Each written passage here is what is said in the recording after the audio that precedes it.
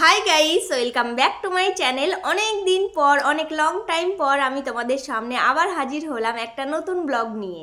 আজকাল খুব ব্যস্ততার কারণে আমি ব্লগ খুব একটা দিতে পারছি না, তাই অনেক দিন পর পর যখন একটু সময় পাই তখন একটু করে তোমাদের সঙ্গে কিছু ভিডিও শেয়ার করি। আমি কালকেই গলদা চিংড়ির রেসিপি রান্না করছিলাম, মানে গলদা চিংড়ির মালাইকারি করছিলাম নারকেল দুধ ছাড়াই আর বেশি মশলাপাতি ছাড়াই। ঘরে কিভাবে আমি মালাইকারিটা করি, তো ভাবলাম তোমাদের সঙ্গে ভিডিওটা শেয়ার করি। মালাইকারির জন্য আমি এখানে পেঁয়াজটাকে বেটে নিয়েছি শিলনোড়াতে, তার সঙ্গে আদা রসুনকেও বেটে নিয়েছি শিলনোড়াতে। আর এখানে আমি গলদা চিংড়িটাকে খুব ভালো করে লবণ আর হলুদ গুঁড়ো দিয়ে মেখে নিচ্ছি।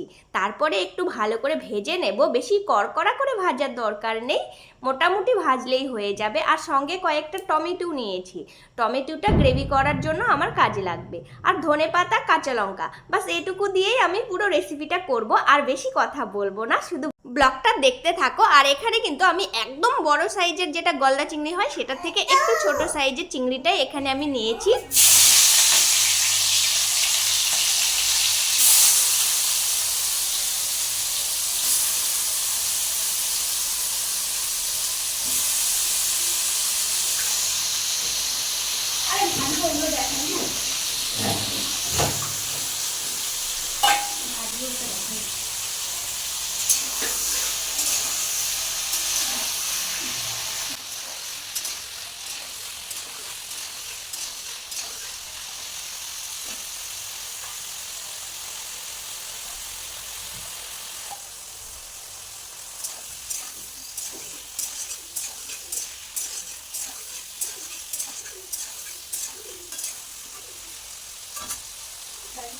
টমেটোগুলোকে আমি খুব ভালো করে ছোট ছোট পিস করে কেটে নেব। আর টমেটোটাকে আমি বেটে নেব না, আর কারণ আমার মিক্সার মেশিন নেই আর শিলনোড়াতে এত কিছু বাটা যায় না, এমনিতেই পেঁয়াজটাকে বেটে নিয়েছি।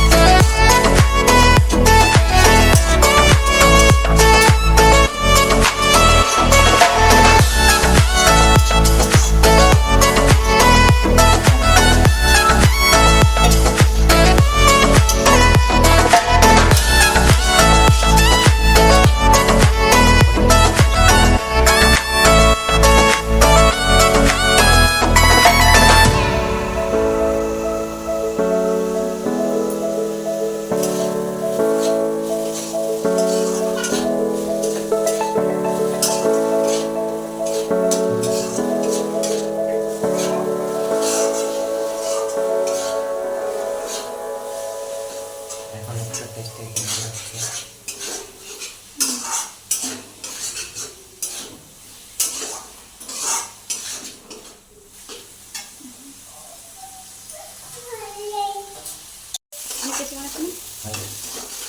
সেন্টার বানাবো।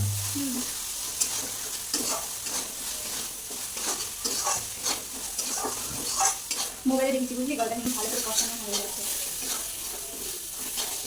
মশলা থেকে তেল ছড়ছে। এখন একটু জল দিয়ে দেবো।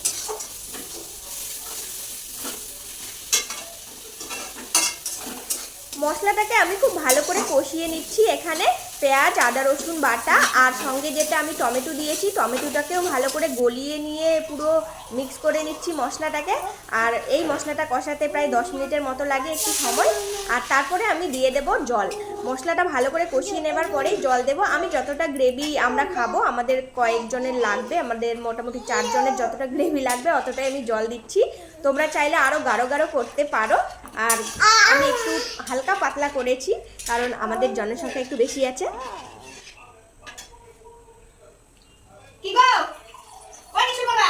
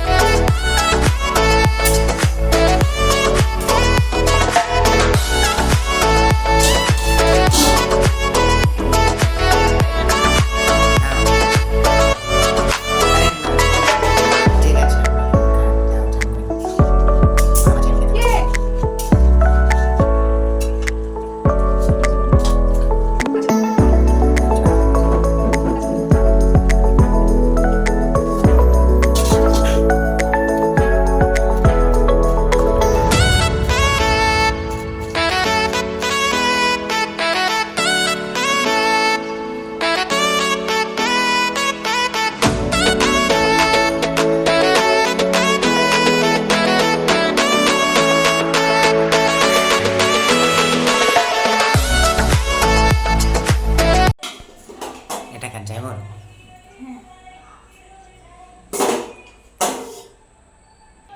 ডিমটাও একটু এত মশলা হবে।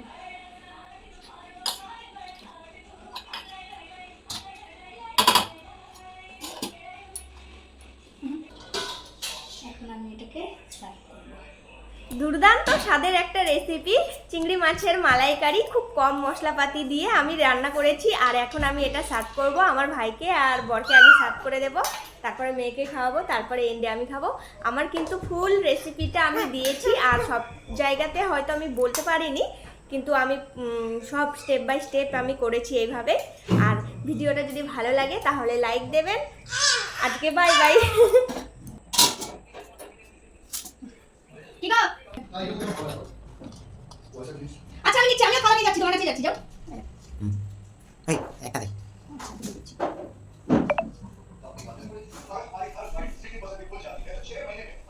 তুই রাখবি?